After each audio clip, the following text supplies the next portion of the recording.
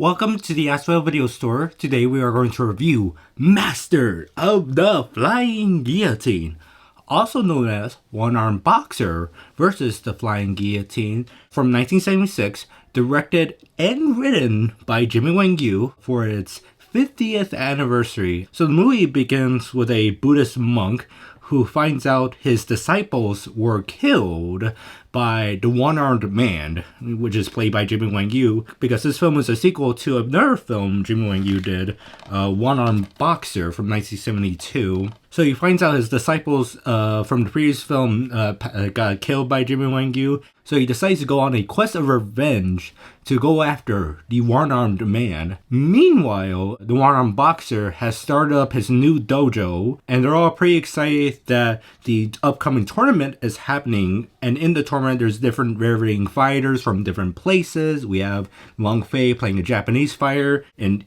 Indian yoga fighter played by a Taiwanese actor that could grow his arms quite long, and Monkey Kung Fu. Side note, in the US one-sheet poster, they kind of give him more of a grotesque look, but then you see the movie, he's just a guy with like extra facial hair around his face. But the Master of the Flying Guillotine ambushes the tournament, but he's already too late because the one-armed boxer went back to his dojo, but now he knows that the Master of the Flying Guillotine is going after him, so he has to prepare himself on the upcoming fight of life and death between him and the Master of the Flying Guillotine.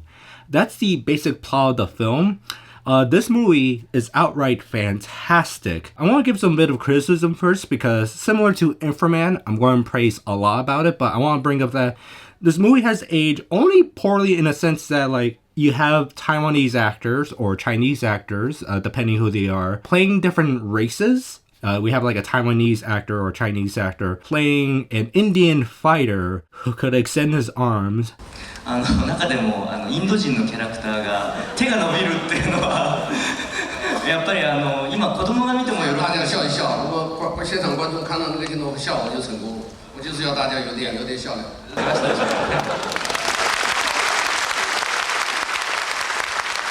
And anytime he appears on screen, we get a little like Indian music playing. It was clear the tournament was destined to be a bloody affair.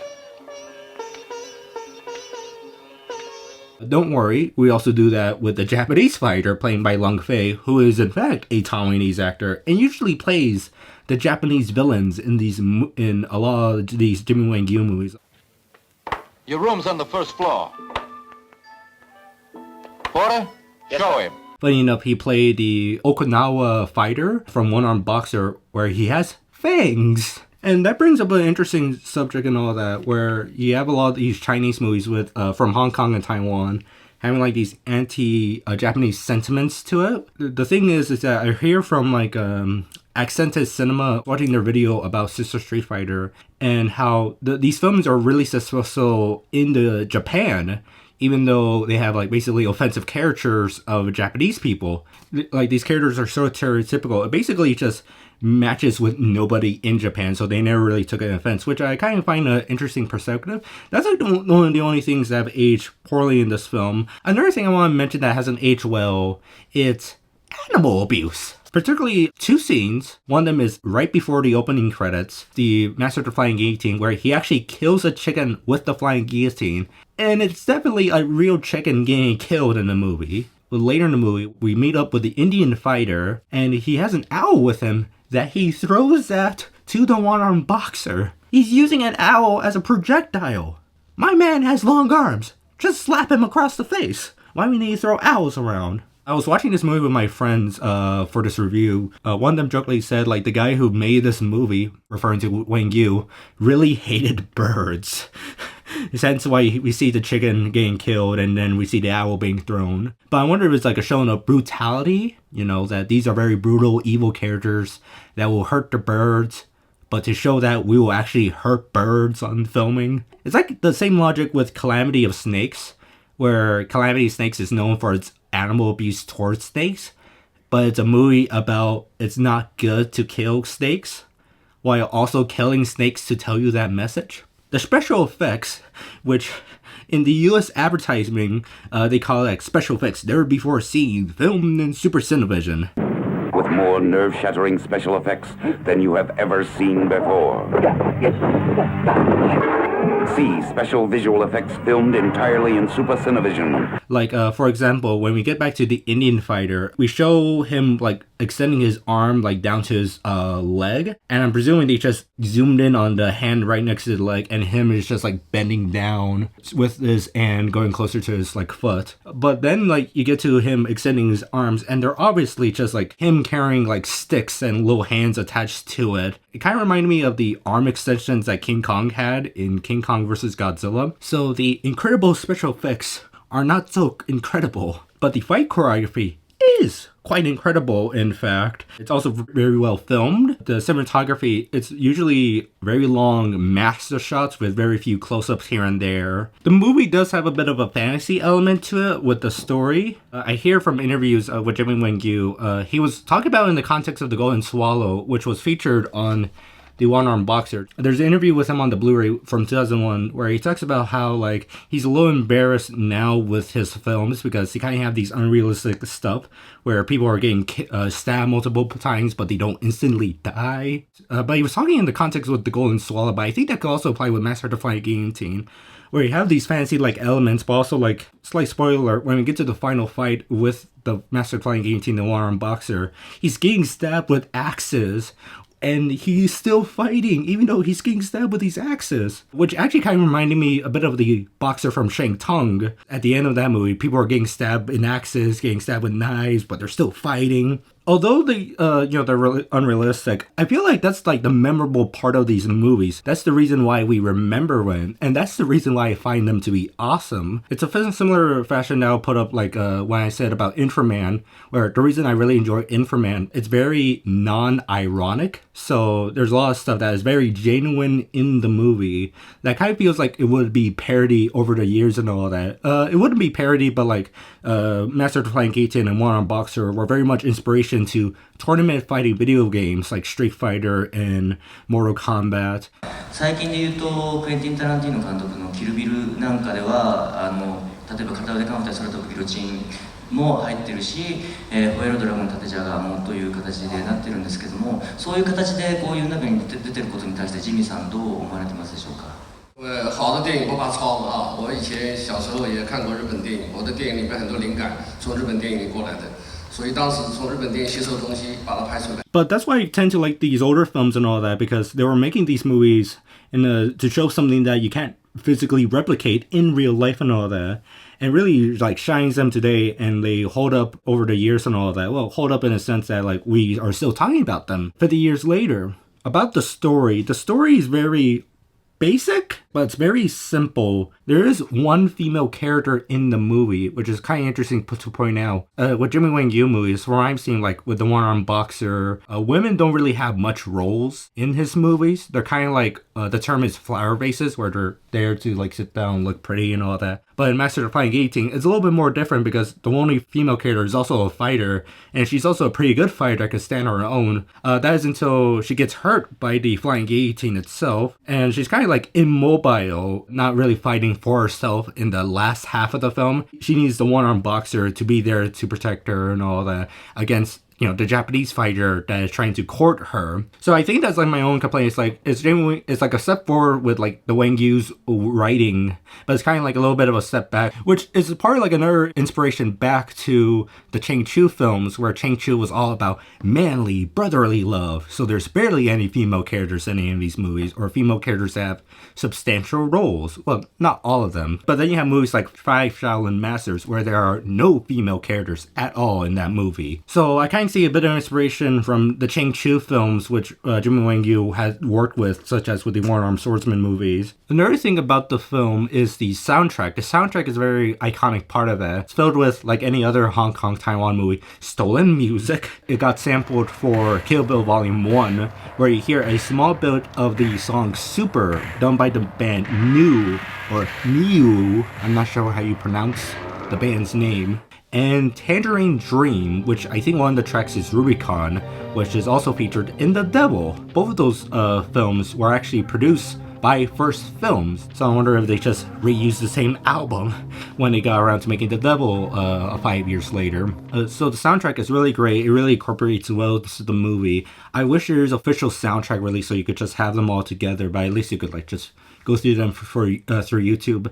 I did hear when I was researching this movie that apparently, I'm not sure, I can't really find a source of this, when Pathfinder did their remaster for like the Japanese release back in 2001 or 2002, the band found out that, Master of the Flying Guillotine used their music and actually wanted licensing rights to actually, get compensation for their music being in the movie. Instead of that, they made an alternate copyright-free soundtrack, so it doesn't violate anybody else's copyrights, but gets rid of all that iconic music. And apparently Pathfinder Films, the company that put out the DVD release here, they were the ones to actually, pay the rights to the band and actually have the music intact into the movie.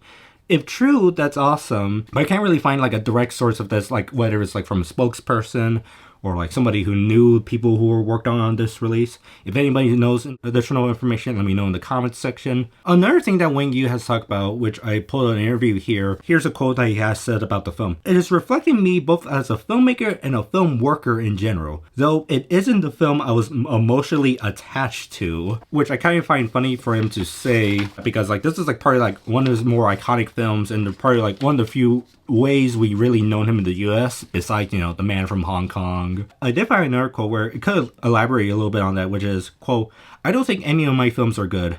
I'll take the money and then it's already done. Film producers offer me a lot of money. Of course, I will take the job and you would too." Which is kind of unfortunate that he has that bit of opinion that none of his movies are good, which I argue that isn't the case because we have Beach of the War Gods, One-Armed Boxer, The Chinese Boxer, and Master of the Flying Guillotine. 现在有外国电影能抄我的东西，对我来讲是好事情。希望拍的好电影就可以了，只要拍得好，抄不怕抄。这是想不到的啊，别人想不到的。我们这是在电影圈做自己的一个任务做完了，就是在这个电影圈里面有一个成就了啊，做过了。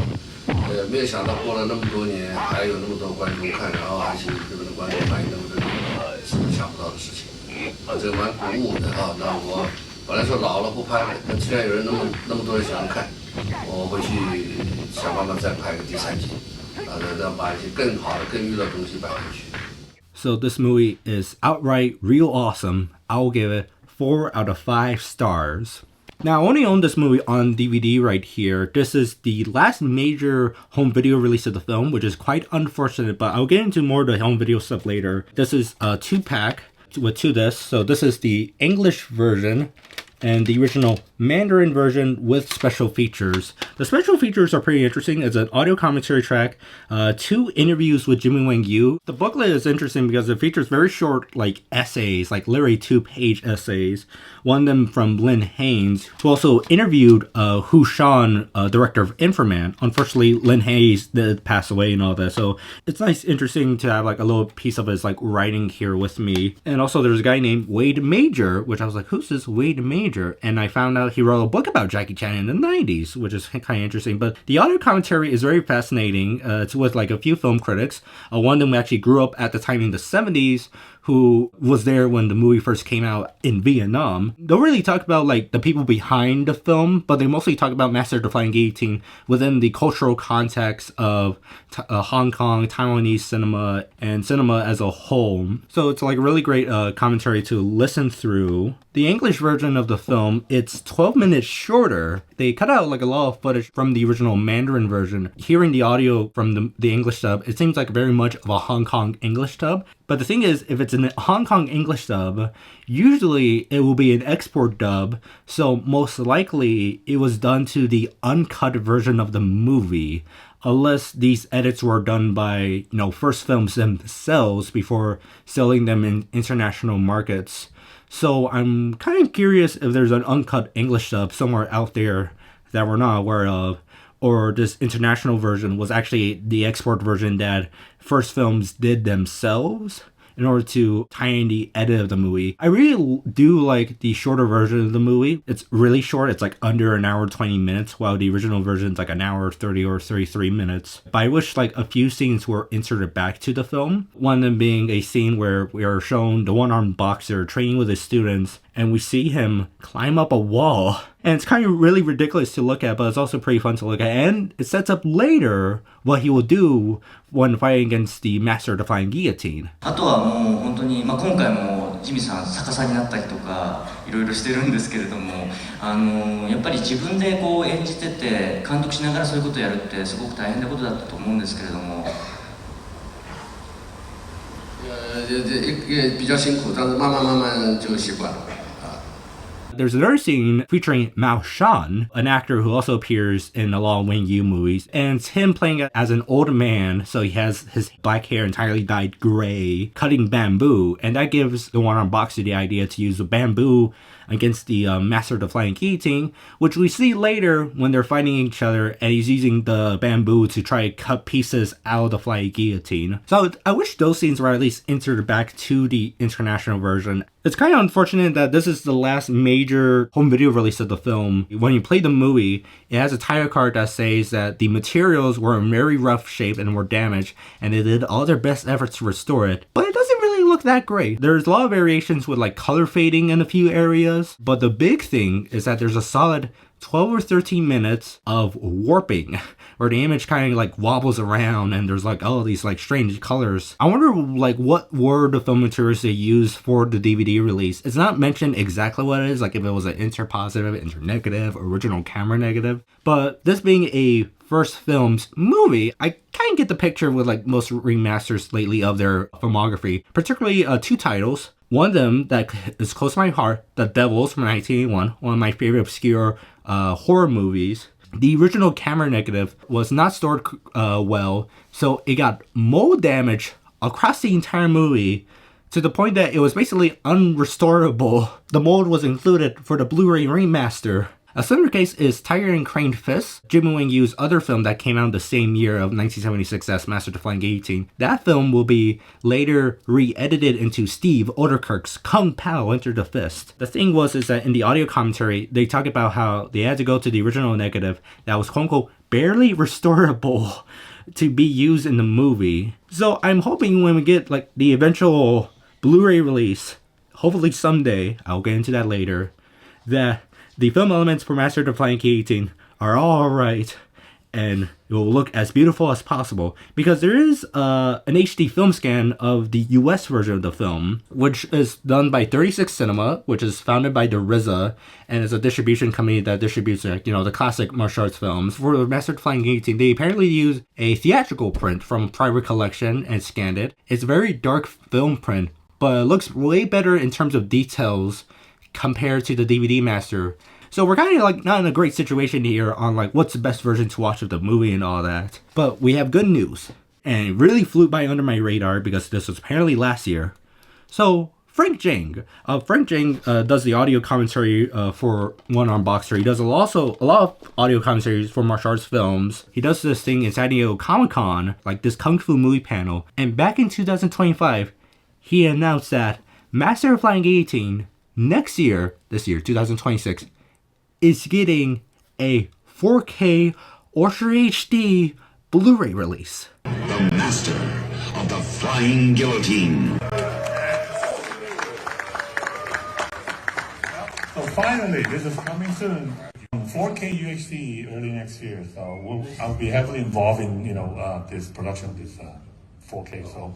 So looking forward to it. Now, here's the thing. He didn't give any details like when will it come out, when it'll be announced, who's doing this Blu-ray release, and how it's being remastered.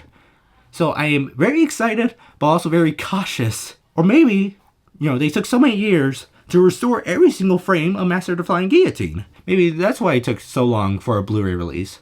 Which is kind of weird because it's a very popular film. There was actually a Blu-ray release announced like a few years ago. It was from a German Blu-ray company. They announced it, and they actually make a mock-up cover for it. I'm not sure if there were pre-orders readied. Nothing came out of it. It never came out. All we have is this nice, neat-looking cover. But that will have been the film's first Blu-ray release, but now we're getting it in 4K this year in 2026, right in time for its 50th anniversary, which is really awesome. Another thing, I'm really such a fan of this movie that I actually own an original trade ad for this film. It's not on this side of my wall in my room. It's actually on the other side over there. It's from May of 1976. It's from Variety, and it was for the Cannes Film Market. They also have advertisements for Tiger and Crane Fist, later be edited to Compound Enter the Fist, The Mean Patriots, which features Hong Jang-tao in a starring role. But there's also another Bruce Lee movie right next to it, Behind Bruce Lee, which apparently was the initial title for The Dragon Lives, which is on Severin's Blu-ray release of the Bruceploitation movies. So yeah, now I have to watch The Dragon Lives because it's all apparently connected. So overall, it's a pretty great movie. I would recommend that you want to own this physically at least. You get this 2-pack DVD release. Also, around YouTube, someone is re-uploading the 35mm film scan of Master of the Flying Guillotine from 36 Cinema, which I kind of find legally dubious if you're doing that on YouTube. And so you could try to look for that as well. We are getting that 4K release, so hopefully that will look better than the 35mm film scan, so we don't have to resort to like pirating a streamed version of the movie. So that's all the review. Have a nice day, and later on, come back to our video store.